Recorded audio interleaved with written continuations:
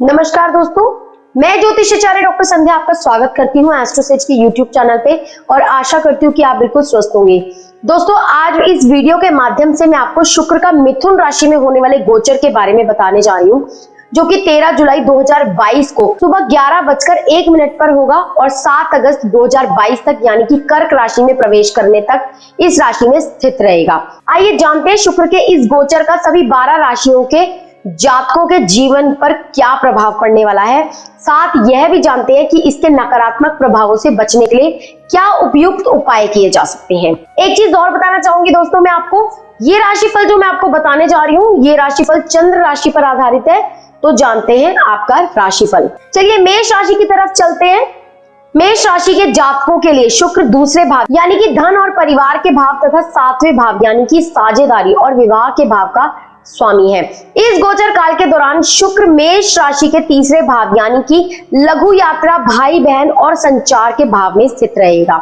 इस अवधि के दौरान आपके संचार कौशल में सुधार हो सकता है, जिससे कि आप अपनी भावनाओं को बड़े ही अच्छे तरीके से व्यक्त करने में सक्षम होंगे। आप स्वभाव से शांत हो सकते हैं। आपको लोगों से मिलना जुलना पसंद आ सकता है। आप कई तरह के आयोजनों या समारोह में हिस्सा ले सकते हैं। शुक्र के इस गोचर के दौरान आप अपने परिवार और दोस्तों के साथ कहीं बाहर घूमने या पिकनिक मनाने की योजना बना सकते हैं। आपके घर का माहौल भी शांत और सुखद रहने वाला है। साथ ही आपके भाई बहन व घर के सदस्य पूर्ण रूप से आपका सहयोग करते नजर आ सकते हैं। इस दौरान आप कुछ यात्राओं और समारोह में धन खर्च भी कर सकते हैं। पेशेवर रूप से देखा जाए तो जो जातक कला, नाटक, थिएटर, नृत्य और मीडिया के क्षेत्र में है, उनके लिए शुक्र का यह गोचर अनुकूल सिद्ध हो सकता है। इस दौरान आप अपने करियर में वृद्धि देख सकते हैं। यदि आप अपनी नौकरी में बदलाव करने की योजना बना रहे हैं तो आपको इस अवधि में नौकरी के कुछ अच्छे अवसर प्राप्त हो सकते हैं। उपाय क्या करना है आपको?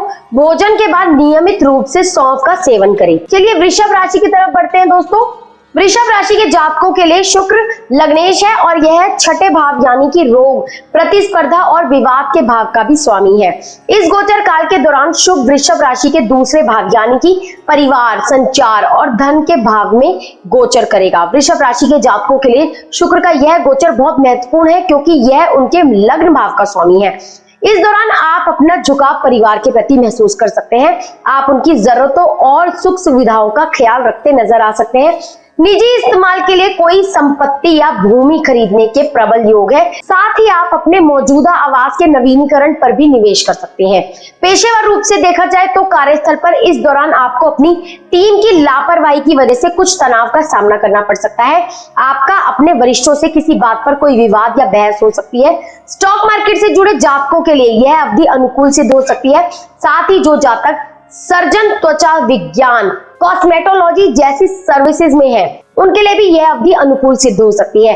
आप इस दौरान अपने ग्राहकों में वृद्धि देख सकते हैं। उपाय क्या करना है आपको? शाम को अपने घर में तेल के बर्नर में कपूर जलाना है। चलिए मिथुन राशि की तरफ बढ़ते हैं दोस्तों। मिथुन राशि के जातकों के लिए शुक्र 5वें भाव यानी कि प्रेम, शिक्षा और रोमांस के भाव के स्वामी है। साथ ही यह 12वें भाव यानी कि व्यय, हानि और विदेश यात्रा के भाव का भी स्वामी है।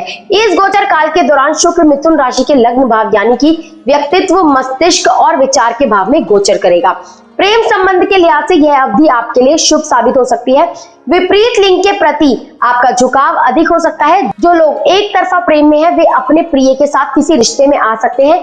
जो जातक पहले से ही प्रेम संबंध में है, उनके रिश्ते में प्रेम और आपसी समझ में वृद्धि हो सकती है। आप अपने रहन सहन, फिटनेस और पर्सनालिटी को लेकर जागरूक रह सकते हैं और इसके लिए कुछ धन खर्च भी कर सकते हैं। सेल्फ ग्रूमिंग और लग्जरी उत्पाद खरीदने में आप खुद को अधिक आनंदित महसूस कर सकेंगे। पेशेवर रूप से देखा जाए तो इस दौरान फ्रेशर को अपना करियर शुरू करने के लिए कई अवसर प्राप्त हो सकते हैं। जो जातक बहुराष्ट्रीय कंपनियों या विदेशी बाजारों में काम कर रहे हैं, उनके लिए भी यह समय अनुकूल सिद्ध हो सकता है। इस अवधि आप अपने कार्य की प्रगति के लिए कुछ जरूरी यात्राओं की योजना बना सकते हैं, जो कि आपके लिए फलदायी सिद्ध हो सकती है। जो जातक साझेदारी के व्यवसाय या संयुक्त उद्यम में है, उन्हें भी शुक्र गोचर के सकारात्मक परिणाम प्राप्त हो सकते हैं। उपाय क्या करना है आपको? विशेष रूप से शुक्रवार की सुबह ओम शुम शुक्राय नमः का जाप करना है। चलिए कर्क राशि की तरफ बढ़ते हैं दोस्तों। कर्क राशि के जातकों के लिए शुक्र चौथे भाव यानी कि भवन और सुख के भाव तथा 11वें भाव यानी कि आय और लाभ के भाव का स्वामी है। इस गोचर काल के दौरान शुक्र कर्क राशि के 12वें भाव यानी कि व्यय, हानि और यात्रा के भाव में गोचर करेगा। इस दौरान आपका पारिवारिक जीवन थोड़ा अस्त व्यस्त हो सकता है। आपके सामने अचानक से कुछ बड़े खर्चे आ सकते हैं, जैसे कि किसी कीमती सामान का नुकसान या फिर अस्पतालों के बिल। आशंका है कि इस दौरान आपकी माता जी के स्वास्थ्य में गिरावट आ सकती है। आपको सलाह दी जाती है कि उनके स्वास्थ्य की देखभाल करें। इस अवधि के दौरान आप अपने परिवार के साथ कहीं घूमने जाने की योजना भी बना सकते हैं। स्वास्थ्य के लिहाज से आपको यह सलाह दी जाती है, सड़क पर पैदल चलते समय या वाहन चलाते समय सावधानी बरतें, क्योंकि इस दौरान आपको चोट लग सकती है।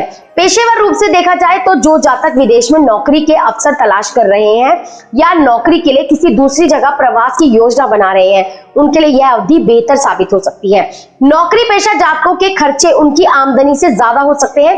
व्यवसायी जातक अपने व्यवसाय की मार्केटिंग और प्रमोशन के लिए अच्छा खासा पैसा खर्च कर सकते हैं। उपाय क्या करना है आपको, भगवान शिव को सफेद चंदन चढ़ाएं और मंदिर में चंदन दान करें। तो आगे बढ़ते हैं दोस्तों सिंह राशि की तरफ। सिंह राशि वालों, सिंह राशि के जातकों के लिए शुक्र तीसरे भाव यानी कि बल और साहस के भाव तथा 10वें भाव यानी कि पेशे के भाव का स्वामी है। इस गोचर काल के दौरान शुक्र आपके 11वें भाव यानी कि इच्छाओं, मित्रों और भाई बहनों के भाव में गोचर करेगा। इस दौरान आपको लोगों से मिलना जुलना अधिक पसंद आ सकता है। आप अपनी मित्र मंडली में कुछ नए दोस्त शामिल कर सकते हैं। आपके संबंध अपने छोटे और बड़े भाई बहनों के साथ बेहतर रह सकेंगे और आप उनके साथ अच्छा समय बिता सकेंगे। आपको अपने सभी प्रयासों में उनका पूरा सहयोग और मार्गदर्शन प्राप्त हो सकता है। इस दौरान आप खुद को तनाव मुक्त महसूस कर सकते हैं। साथ ही आप ऐसा भी अनुभव कर सकते हैं कि किसी भी काम को करने के लिए आपको ज्यादा मेहनत नहीं करनी पड़ रही है। सरल शब्दों में कहें तो परिस्थितियां आपके अनुकूल हो सकती है। पेशेवर रूप से देखा जाए तो यह अवधि कपड़े, एक्सेसरीज और ज्वेलरी का कारोबार कर रहे जातकों के लिए अनुकूल सिद्ध हो सकती है। जो जातक संगीत, थिएटर और फाइन आर्ट्स जैसे क्षेत्रों में है, उन्हें भी शुक्र के इस गोचर के दौरान कई सकारात्मक परिणाम देखने को मिल सकते हैं। जैसे कि आपको अपने सच्चे प्रशंसक मिल सकते हैं और वे आपके उत्कृष्ट कौशल पर पैसा लगाने को तैयार हो सकते हैं। यदि आप अपने शौक और रुचि के कार्यों को पेशे के रूप में बदलने की योजना बना रहे हैं तो समय अनुकूल है। सकारात्मक परिणाम मिलने की संभावना प्रबल है। उपाय क्या करना है आपको, शुक्रवार के दिन मंदिर में चीनी, चावल और दूध का दान करें। आगे बढ़ते हैं दोस्तों कन्या राशि की तरफ। कन्या राशि के जातकों के लिए शुक्र दूसरे भाव यानी कि धन और परिवार के भाव तथा 9वें भाव यानी कि भाग्य और धर्म के भाव का स्वामी है। इस गोचर काल के दौरान शुक्र कन्या राशि के 10वें भाव यानी कि पेशे के भाव में गोचर करेगा। 9वें और 10वें भाव की युति जातकों को अनुकूल परिणाम प्रदान करेगी। इस दौरान आपका झुकाव अध्यात्म की ओर हो सकता है और आप आध्यात्मिकता से जुड़ी चीजें पढ़ना पसंद कर सकते हैं। साथ ही आप अपने परिवार के साथ तीर्थ स्थानों की यात्रा की योजना भी बना सकते हैं। इस अवधि में आपके घर का माहौल शांत और सुखद रहने वाला है।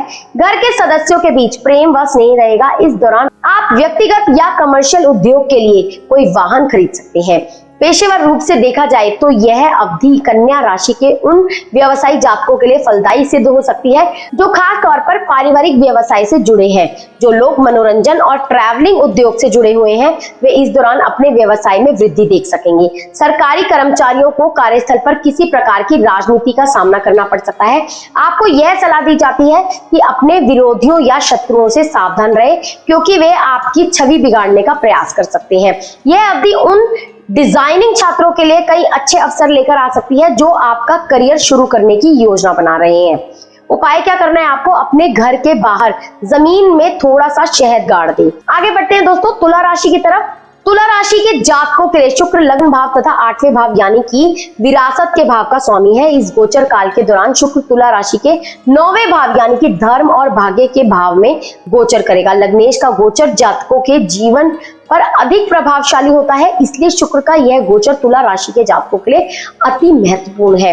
व्यक्तिगत जीवन की बात करें तो आपके संबंध अपने पिता के साथ मित्रतापूर्ण रह सकेंगे और आपको अपने प्रयासों में उनकी तरफ से पूरा सहयोग और मार्गदर्शन प्राप्त हो सकता है। इस दौरान पैतृक संपत्ति या पैतृक वंश की तरफ से नकद या वस्तु के रूप में लाभ मिलने की प्रबल संभावना है। आप कुछ धर्मार्थ संगठनों यानी कि चैरिटेबल ऑर्गेनाइजेशन से जुड़ सकते हैं और दान पुण्य कर सकते हैं। पेशेवर रूप से देखा जाए तो यह अवधि जब शुक्र का मिथुन राशि में गोचर होगा, नए उद्यमियों के लिए अधिक अनुकूल न रहने की आशंका है। आपको यह सलाह दी जाती है कि किसी भी कागज पर दस्तखत करते समय या कोई डील करते समय या फिर कोई कॉन्ट्रैक्ट साइन करते समय सतर्क रहे, क्योंकि उसमें कुछ छिपे हुए खंड हो सकते हैं जो कि आगे चलकर आपके लिए चिंता का विषय बन सकते हैं। आपको यह भी सलाह दी जाती है कि इस अवधि में सट्टा बाजार जैसे कि शेयर मार्केट, स्टॉक मार्केट आदि में निवेश करने से बचें, अन्यथा आपको नुकसान हो सकता है।